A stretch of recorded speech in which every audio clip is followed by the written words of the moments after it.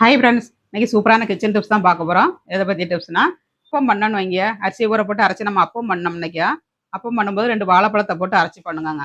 நம்ம பச்சை வாழைப்பழம் இல்லை இன்னைக்கு மஞ்சள் வாழைப்பழம் எதுனாலும் போட்டுக்கிடலாங்க. பழத்தில் எந்த பழம்னாலும் போடலாம்.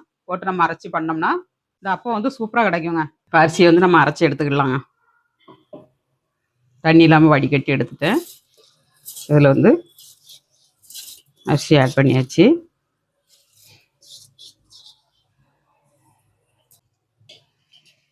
சின்ன பவுலுக்கு 3/4 பவுல் தேங்காய் போட்டுக்கோங்க. கட் பண்ணி போட்டிருக்கேன்.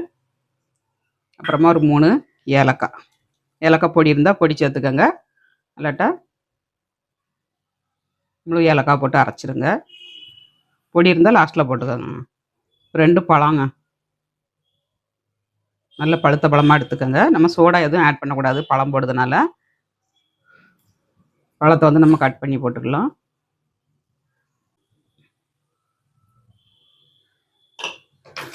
இதை ஃபஸ்ட் கொஞ்சம் அரைச்சி எடுத்துக்கலாம்.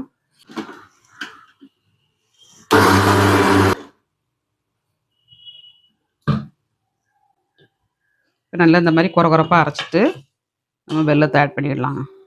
இப்போ வெல்லத்தை ஆட் பண்ணிக்கலாம். நம்ம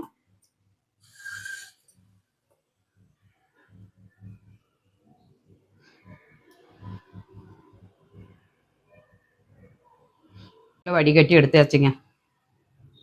இந்த அளவுக்கு தூசி இல்லாமல் எடுத்துக்கோங்க. இதை நம்ம அரைச்சி எடுத்துக்கலாம்.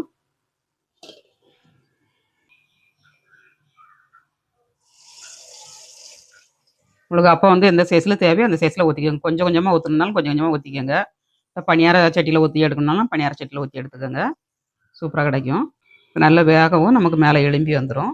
மேலே எலும்பிரிச்சு பாருங்க, இந்த மாதிரி எலும்பி வரணுங்க.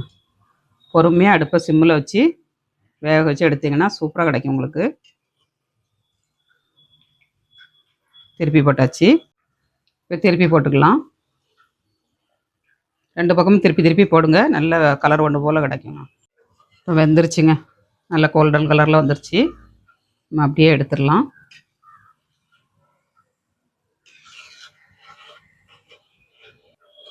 இறங்கணுன்னா நம்ம எடுத்துடணும். இவ்வளோ சூப்பராக கிடச்சிருக்கு பாருங்க. இதை வந்து பிச்சு பார்க்கலாங்க. இவ்வளோ சாஃப்டாக வந்துருக்குண்ணா.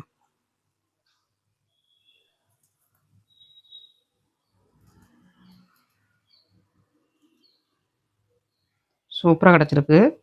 ட்ரை பண்ணி பாருங்கள். வீடியோ பிடிச்சிருந்தால் லைக் பண்ணுங்கள். நாளைக்கு இன்னொரு டிப்ஸோடு பார்க்கலாம். பாய்.